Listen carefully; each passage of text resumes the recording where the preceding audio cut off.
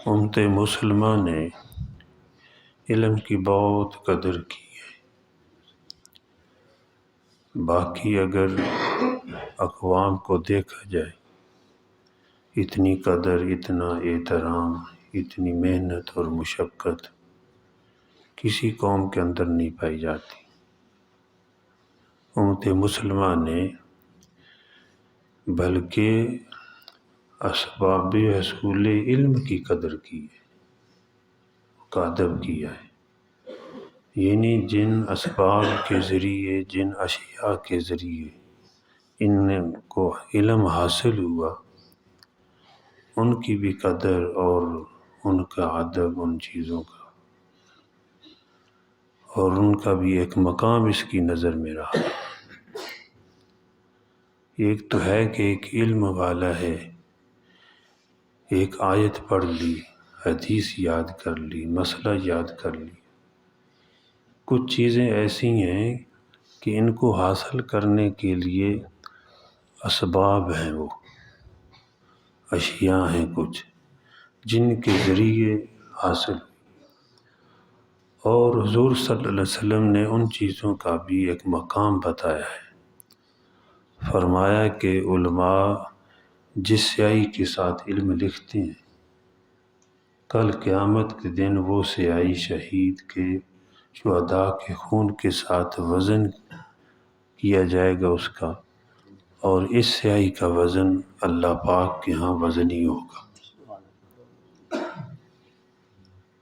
اور اتنا احترام ہماری الماریوں میں شاہ عبد القادر محدث دہلوی رحمۃ اللہ علیہ، ان کا ترجمہ موجود ہے ہر مسجد میں۔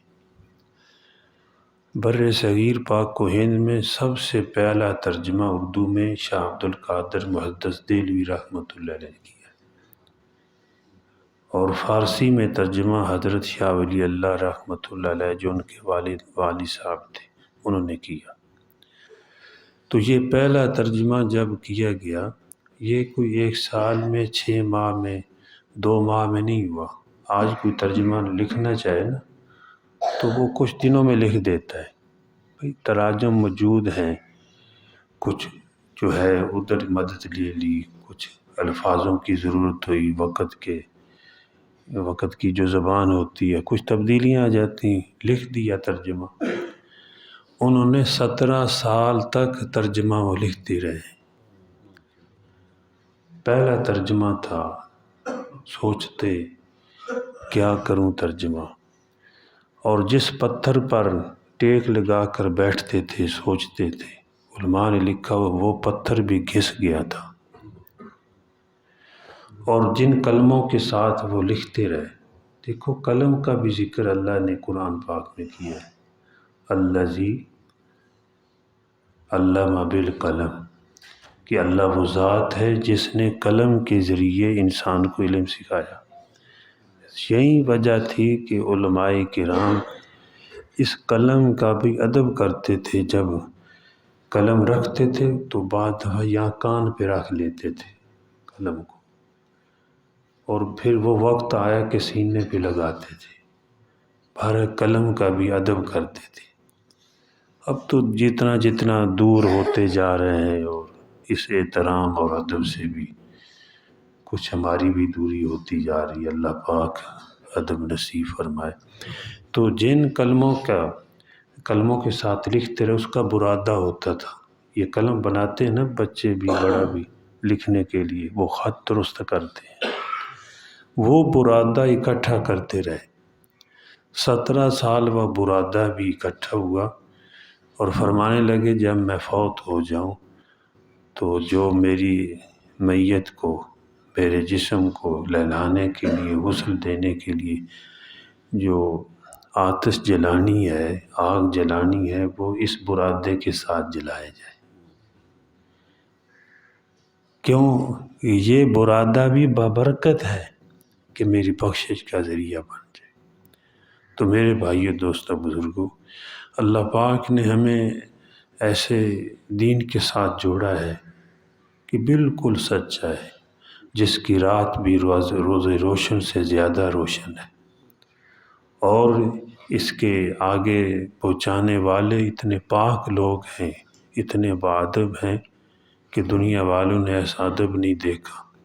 ہمارے اسی بر صغیر پاک و ہند میں بہت بڑی ہستی ہوئی ہیں، مجدد الفسانی، شیخ احمد سرہندی رحمۃ اللہ علیہ، سب قید رحمۃ اللہ، اکبر بادشاہ اور جہانگیر کے زمانے میں ہوئے ہیں۔ وہ کہیں لکھ رہے تھے کسی وقت جو ہے حدیث یا تفسیر یا کچھ مسئلے لکھ رہے تھے، تو اٹھ کر بیت الخلاء میں گئے، دیکھا تو ان کے انگوٹھے پر سیاہی لگی ہوئی تھی۔ جب پہلے قلم بناتے تھے، جو انہوں نے قلم کے ساتھ لکھا ہے ان کو پتہ ہے، قلم بناتے تھے تو قلم کا خط بنانے کے لیے آگے جب اس کو کاٹا جاتا تھا تو پھر سیاہی لگا کر انگوٹھے پہ تھوڑا چلاتے تھے کہ صحیح خط بن گیا ہے، تھوڑا سا انگوٹھے پہ چلا کر دیکھتے کہ صحیح چل گیا ہے قلم، تو پھر آگے کاغذ پہ لکھنا شروع کرتے۔ ایسے ہی انہوں نے وہ نقطہ لگایا، تھوڑا سا ایک خط کھینچا کہ قلم صحیح بنا ہے، لیکن وہ سیاہی لگی ہوئی تھی۔ اس حالت میں پتہ نہیں تھا، بیت الخلاء میں گئے، دیکھا تو کانپ گئے کہ یہ تو سیاہی لگی ہوئی ہے۔ سیاہی کا تعلق علم حدیث اور علم قرآن کے ساتھ ہے۔ واپس آئے، اس کو دھو کر پاک جگہ کے پھر جو ہے بیت الخلاء میں گئے۔ تو علم کی قدر تو ہے ہمارے اس یعنی کہ مسلمانوں کے گروہ میں اسباب حصول علم کا بھی قدر کی گئی ہے اور ادب کیا گیا ہے، اشیاء حصول علم کا بھی ادب کیا گیا ہے۔ تو الحمدللہ یہ جتنا بھائی کوئی تھوڑا کرتا ہے، یاد زیادہ کرتا ہے، کوئی مسئلہ سن لیتا ہے، یہ بہت بڑی دولت ہے۔ اللہ پاک جو ہے مجھے بھی اور آپ کو بھی بلکہ پوری دنیا کے مسلمانوں کو باادب بنائے۔ مولانا جلال الدین رومی رحمۃ اللہ علیہ صدیوں سال پہلے کر کے، یا اللہ، اے اللہ ہمیں ادب نصیب فرما، کیونکہ بغیر ادب کے تیرا فضل نہیں ہو سکتا۔ یہ پرانے لوگ بھی کہتے تھے، اللہ عمل کی توفیق عطا فرمائے۔ الحمدللہ رب العالمین، والصلاۃ والسلام علی سید المرسلین۔